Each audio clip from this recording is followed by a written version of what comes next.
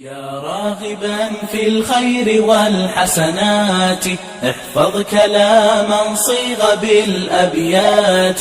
الخير ليس بكثرة أو قوة، الخير كل الخير في البركات. كم من غني قد تكدر عيشه يطوي لياليه على الحسرات، فاحرص على البركات من أسبابها جمعت أخي في النظم بعد شتات.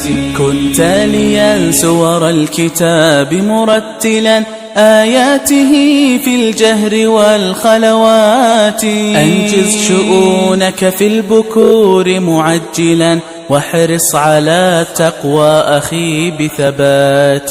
كن واصلا يا صاحبي رحما وإن قطعت وصلهم يا أخي بصلاتي. كن شاكرا دوما لرب منعم واستغفر